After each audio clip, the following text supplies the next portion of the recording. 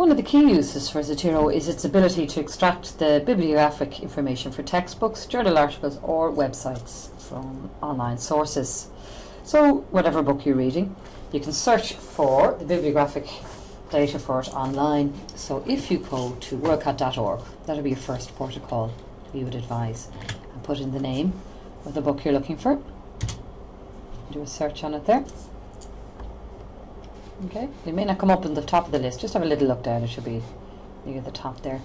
Just a little aside, just notice that, say now this is an ebook, you don't want that. If you view on all editions,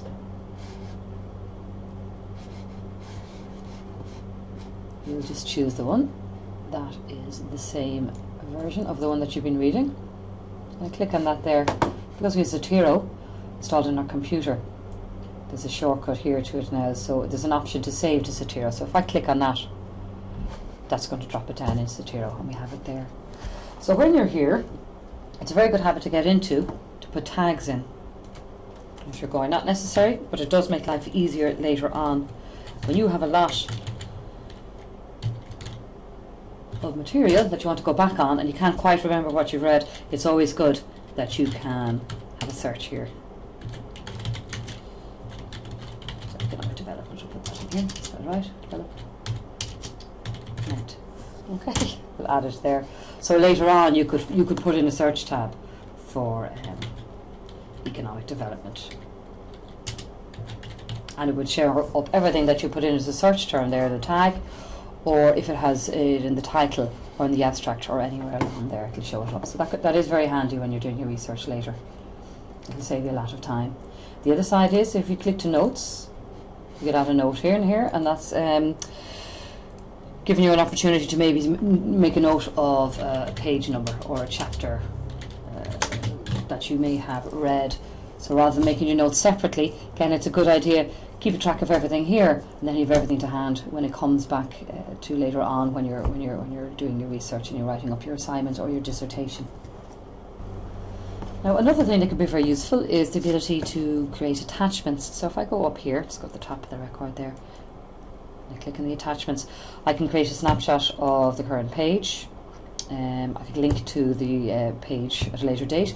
This can be particularly handy actually for things like journal articles or reports that you might find online, because later on you'll find it easier to link back to the source and to have a look at it again when you want to read a little bit deeper on something.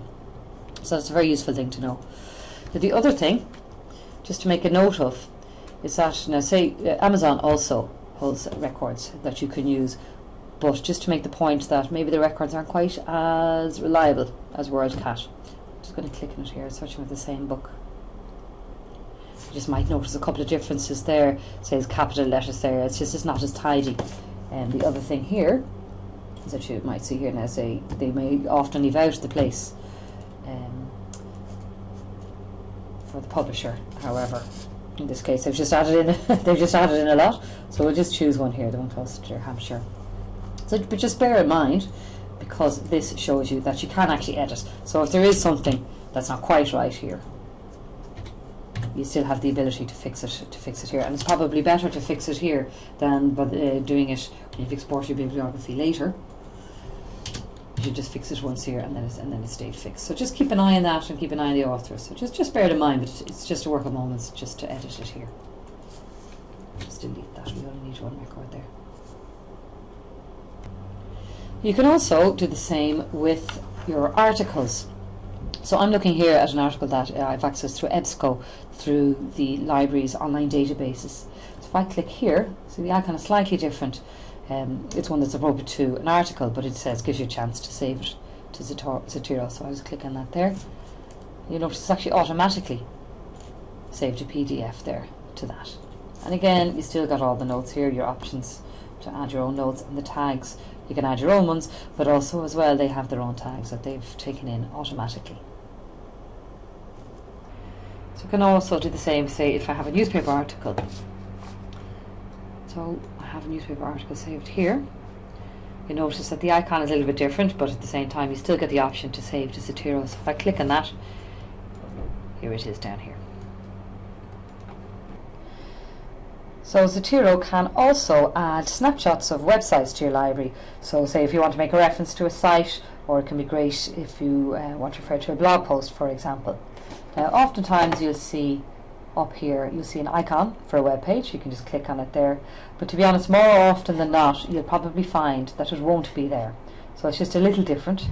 If you come down here and you pull the information down into Zotero, if you click on create a web page, item from the current page, if I click on that there, that drops that down there. But just bear in mind that it's only pulling any information that's available on the page there. So say now you'd want to keep an eye if there's an author there, so fill in that information yourself. So now let's say I want to do a bibliography from these items.